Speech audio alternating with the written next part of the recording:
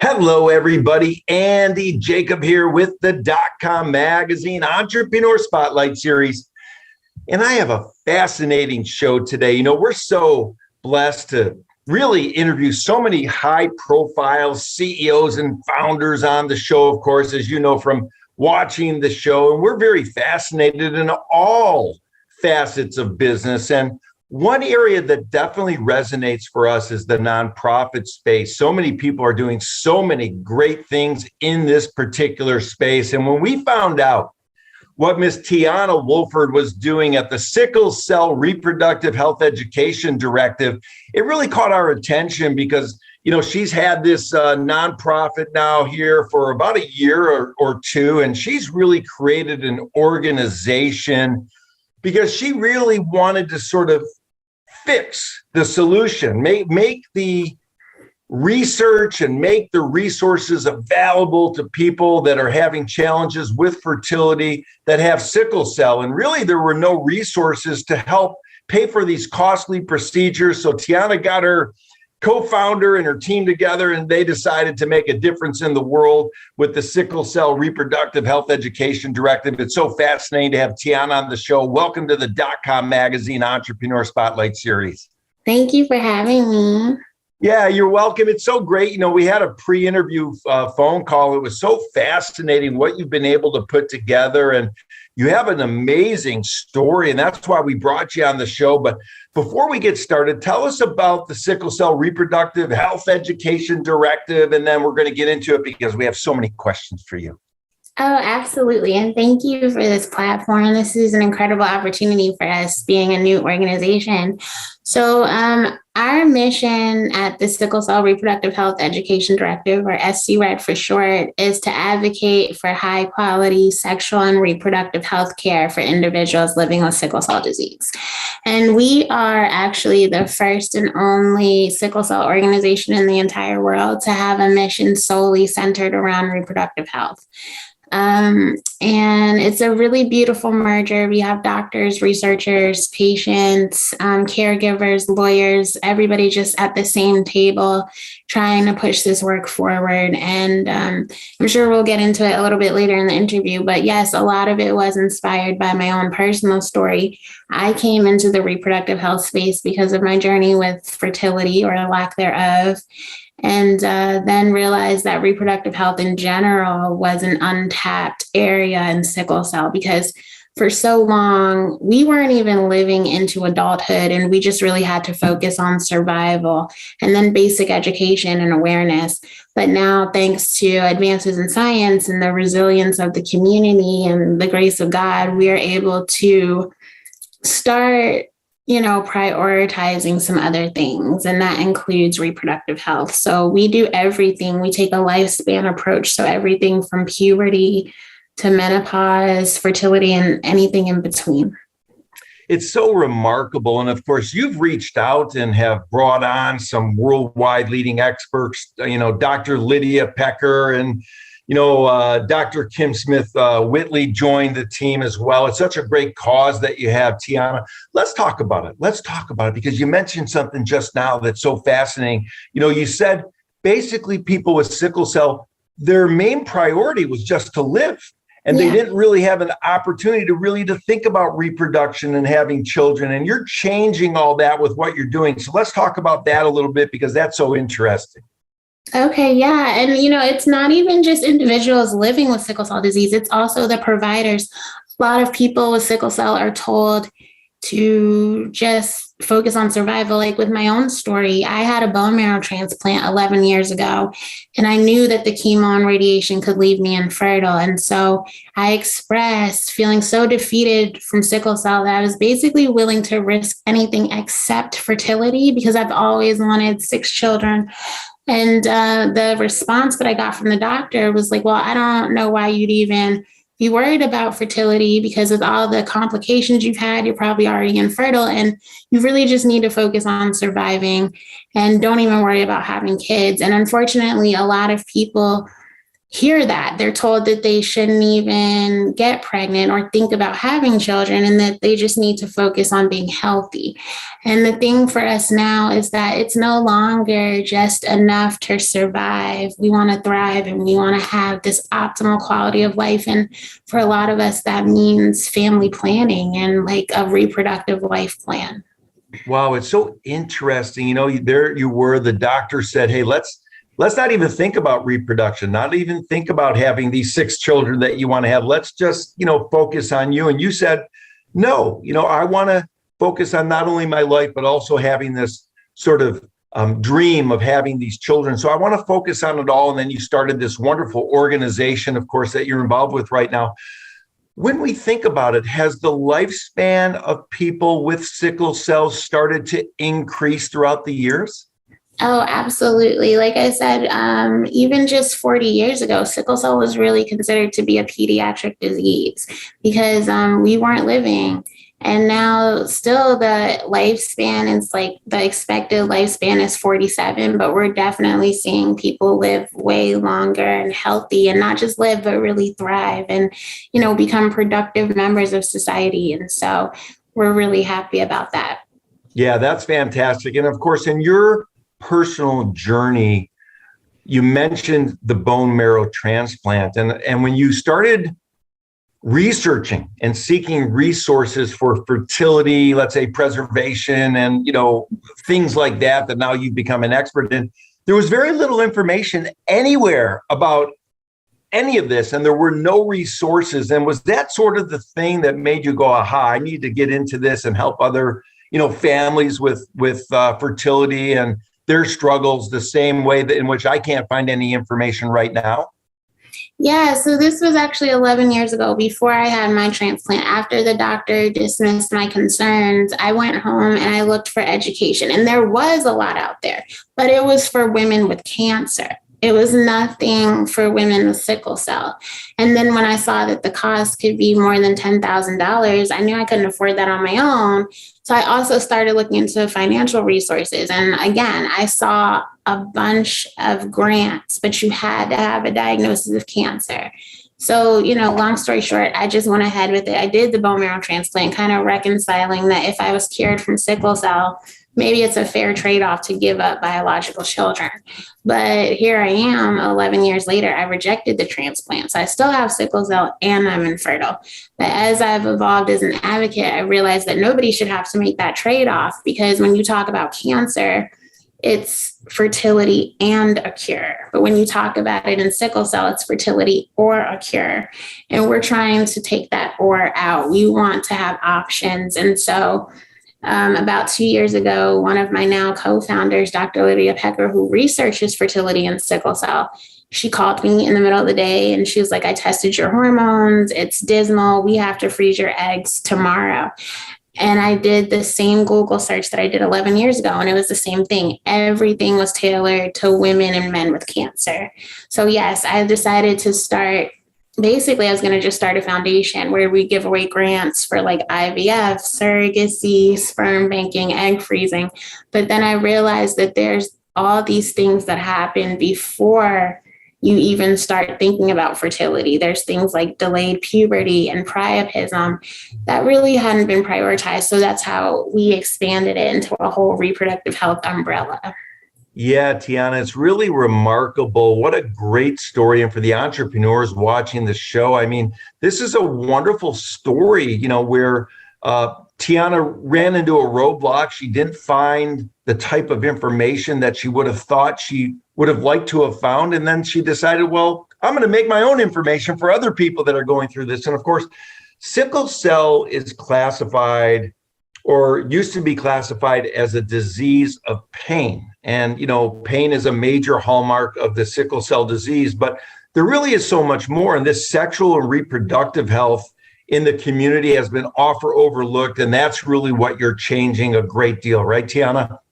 Yes, that's exactly right. And like you said, I think that at one point, even I considered sickle cell to be a disease of pain. But what people don't realize is that anywhere there's blood flow, there are complications. So stroke, lung issues, heart issues, all kinds of things. It affects every part of your body. And that doesn't even get into the mental aspect of this. So yes, it's so much more than just the pain. And then there's also a broader message, because a lot of times even doctors kind of are just worried about hemolysis and anemia and what's going on, but there's way more to it. And so while my mission is about reproductive health, there's also this broader message that individuals living with sickle cell disease are whole people.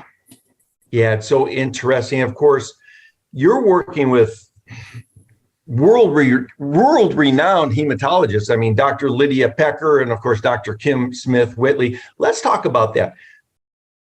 What's it like working with people that have such a passion like you do about this particular situation? What's it like getting up in the morning knowing that you're going to work with a mission with a couple of high-profile and high-power people, by your side on this? Yeah, it's amazing. Dr. Kim Smith-Whitley, I've known her since I was like 11 years old. And I've been sitting under her at different conferences and everything. And I've considered her to be a mentor for a very long time. And so now, and we always said that we'd work together. She was going to hire me at her hospital, but we didn't know that it would kind of evolve into this organization. And so we're very close, like professionally and personally, but there is always this, I'm always in awe of her. Like even in the meetings, I can't believe she's there. And the same with Dr. Lydia Pecker. I've known her for only 2 years, but it feels like longer because she's just such a giant and they're both so passionate. And then I also have Dr. Marzadi, who chairs my board, who's been a friend for a couple of years now. And he's somebody that we really value because he's so trusted in the community. And so all of them, they're just very down to earth. And it means the world to me that they're so committed to the mission of this organization, and not just the organization, but to me. Like they really look out for me and make sure that I'm okay and that I have everything that I need. So it's really cool. Yeah, Teonna, that's great. And of course, that's a great message for the people watching the show is you want to surround yourself with talented people, experts in their field, but more importantly than anything, people that care about you and that you care about them, because that caring goes a long way. Let's talk about it. You'd established this 501c3 in 2021. It's a relatively new, nonprofit. Where do you see the next 12 months going, Teonna? Where does this nonprofit go with the Sickle Cell Reproductive Health Education Directive? I think that within the next 12 months, our biggest thing is going to be launching our fertility preservation grant. Obviously, that's the whole inspiration and reason to why we got started. And we do have some funders coming to the table. So I'm excited about that. We're also launching some big education initiatives. We're already planning a conference and also hoping to really change some of the policies. Like we've been advocating that Medicaid would actually cover fertility preservation and IVF. So we have a huge mission ahead of us, but we're definitely up for it. I love it. There's no doubt that you are. You're doing so great. Let's talk about the grant. How does the grant work when it eventually takes off? Do people apply for the grant? Do organizations apply for the grant? What's that all about? It's going to be individuals living with sickle cell disease. So our first year, we're doing a pilot. It'll be 5 women and 2 men for egg freezing and sperm banking. And it's all inclusive. So of course, the procedure, the medications, that's the most expensive part. But people don't think about kind of those everyday costs, like traveling to the center, because we're matching them with fertility clinics that are associated with comprehensive sickle cell centers. So it's all inclusive. Like I said, it's travel to the centers. It's also having a caregiver / companion to travel with you, and hotels, all of that. So yes, they'll be able to go to our website and apply. We're going to have a grant review committee, and this is just our first year. So we're hoping that as we grow, we'll be able to offer it to the point where nobody will even have to be turned down. Because like personally, I've applied for so many of these grants and got rejected from all of them. And I know how that feels. So we want to be in a position where any sickle cell warrior, not just those searching for curative therapies, but because we know that disease progression, iron overload, all of those things can impact fertility. So we want to be able to offer this to anyone who wants it. Yeah, it's so interesting. Is there a different process or procedure with regard to fertility opportunities for people who you call the sickle cell warriors versus the people that don't have the sickle cell?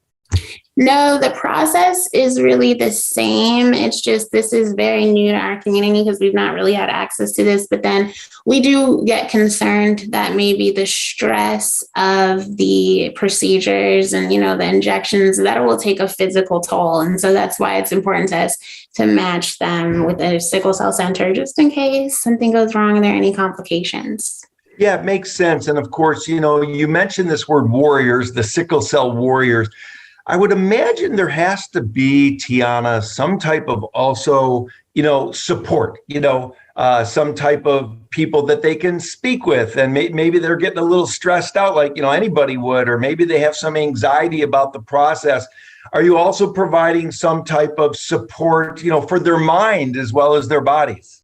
Yes, we're definitely going to have that in place for people who go through the process, but we even have it for anyone outside of our grant. We do like these fireside chats because what I find is that kind of like peer-to-peer mentorship is really important to us. So that's how we're launching kind of the mental support of it, is getting all the sickle cell warriors in the same room and talking about things that have historically been so stigmatized and just normalizing the conversations and providing a safe space to be able to vent. So we have like these quarterly fireside chats. We have some initiatives coming up that we're launching for parents who have sickle cell. So yeah, that's on our radar as well.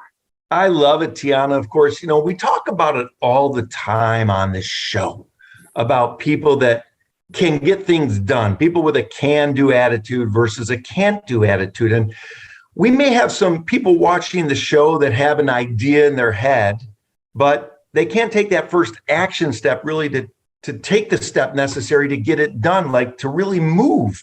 So, what was the thing, if you can take yourself back where you said, okay, I'm going to do this, I'm going to get it done. What was the first step you took to develop this 501c3 and actually make it a reality? Because so much can be learned from entrepreneurs that take that first step and actually make something a reality.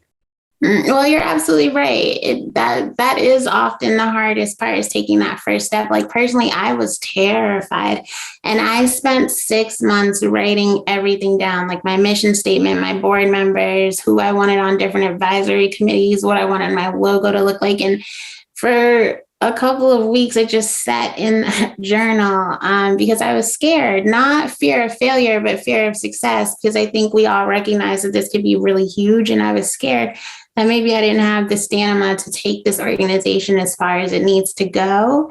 So I think you just surround yourself with really positive people who can kind of push you past your potential. And once I had everything together, even though I was terrified, I just had to get it done. And that kind of like drive and diligence and hope has definitely been rewarded. I did not expect my organization to thrive as quickly as it did. And just realizing this calling and this purpose is very powerful. So my words of wisdom would be like, if you have a vision, just go for it. Just make it happen.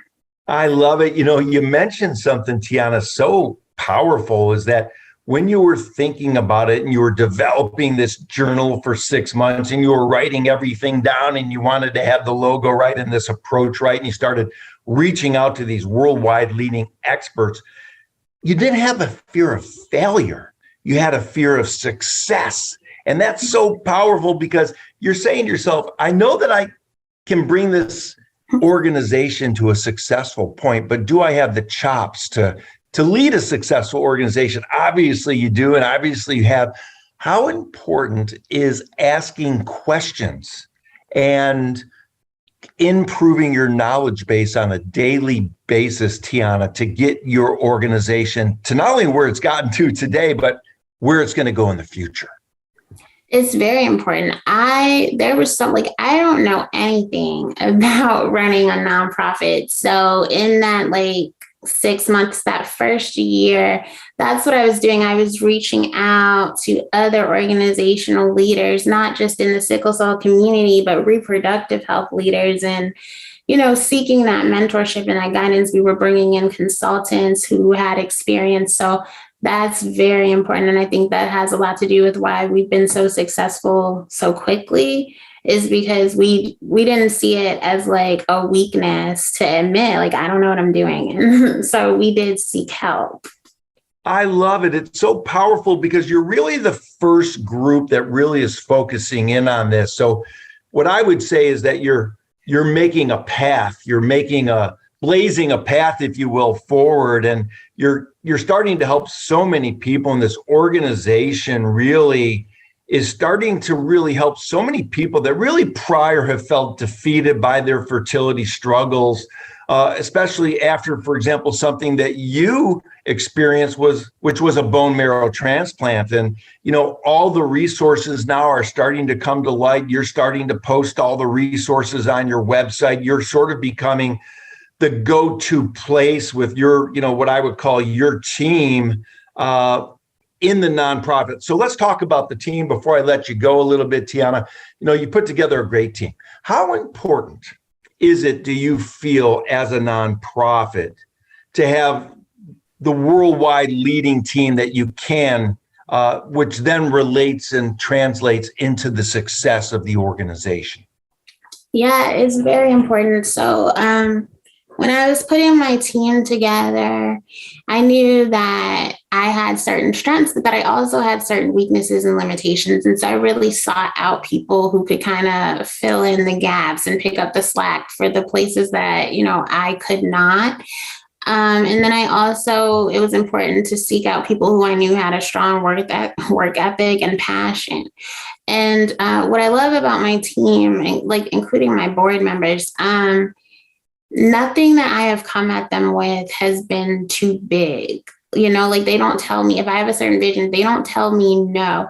They may tell me to be strategic and scale it back and be patient and push my timeline. But that's what I love too, is that we have really big thinkers and really ambitious people. And if it's something that means a lot to me, and if I feel like it's really going to benefit the sickle cell community, then we as a team figure out how to modify that vision and, make it something that's attainable. That's powerful to have that type of input from your experts that you've surrounded yourself with. I know you've only cut out a certain amount of time today. I want to get into entrepreneurship in just a moment, Teonna. But before I get into entrepreneurship with you, I'm thinking that one thing that you're really doing well and are going to continue to do is you're establishing standards, really, for the effective and high quality reproductive health care across the lifespan, and really advocating, for policies and processes that will really improve sort of the comprehensive reproductive health care sort of process. So let's talk about that. How important is establishing standards? And prior to your organization, has there even been standards for the sickle cell, community? Not really, particularly not around reproductive health. And it's very important. I recently had to go to Arkansas to advocate for a woman who was pregnant and went into a coma because there really was no policy or like procedure set up for a woman with sickle cell SC who was giving birth. And so, and unfortunately, you hear a lot of stories like that. And it's not even just in sickle cell, it's Black maternal health, period, which is another reason that our organization is taking off, because people are more primed to have these kinds of conversations. But it's so important because not just for sickle cell, those of us living with sickle cell, but when you fail to plan, then you don't have options. And so that's one of the things that's really important, is just being able to provide options. But while I'm educating those of us living with sickle cell, it's also really important to make sure that the healthcare system is prepared for this, because now that we are prioritizing things, we don't want to go to our doctors and they don't have answers to these questions, or they're not prepared to take care of us and our reproductive health. And so it's very important to establish these standards. Yeah, Teonna, when I think about you and what you're doing, you're a powerhouse. You're very inspirational. When I think about people that start something uh, from a personal experience and then surround themselves with world leading experts, I mean, it's always a powerful entrepreneurial story. But let's give back before I let you go today. And thanks so much for cutting some time out. I'm keeping you over time right now. That's okay. Let's give back to the entrepreneurs watching the show that maybe are having a tough time. Maybe they're hitting a roadblock, maybe they're hitting a pothole in the road. They don't know what to do. Based on your experience, Teonna, maybe you can share some insight and some sort of motivation to some of the entrepreneurs watching the show about what it takes to get through those potholes in the road. Yeah, so my first thing would be to seek advice and seek guidance. But I definitely, as the CEO of this organization, I got to a place where I was so overwhelmed that I actually drafted a letter of resignation. Because one of the things, it's difficult for me because I am infertile. I never had access to fertility preservation. And so having conversations about fertility and getting rejected from grants personally, but then simultaneously working to establish this grant for the organization, having discussions about pregnancy, it did make me burn out. And so what I actually had to do before I started resenting my own organization, I had to kind of unplug. And so I went on vacation. And then when I kind of felt myself coming back, I just started kind of planning like things about the organization that made me so nervous. I just put plans in place and kind of came up with solutions. But sometimes I think that you do have to be able to walk away and take a breather. And that's where it's also important to have that team in place, because while I was getting that time for myself, my organization didn't miss a beat. Like everything still flowed the way that it was supposed to. Yeah, it's so powerful that you mentioned that. You can burn out as a CEO or as an entrepreneur, as a founder, and you can get overwhelmed. And that's why it's so important to surround yourself with people that you trust and people that care about you. And for the entrepreneurs watching the show, you need to figure out a way, we all need to figure out a way that we can do something that keeps us going in a positive way, moving forward with gratitude. And sometimes you do need to check out, but then after you check out a little bit, you check back in, and you find typically that, if you see some dark clouds up there as an entrepreneur, eventually those dark clouds go away, and up above the dark clouds is the blue sky, and the blue sky is always up there. You just have to sort of wait it out sometimes, and sometimes you have to push the dark clouds aside as well. So what a great and fascinating story. You've got so much on your plate and you're doing so much. You're one of these super women, I call you, Teonna. You're a woman of the 21st century. You're doing so much. And we can't wait to see where, of course, the Directive goes. It's just phenomenal what you've been able to put together with your team. And I want to thank you, Teonna, for coming on the DotCom Magazine Entrepreneur Spotlight Series today. This has been a motivational and inspirational interview, and we wish you nothing but the best. Thank you so much for having me.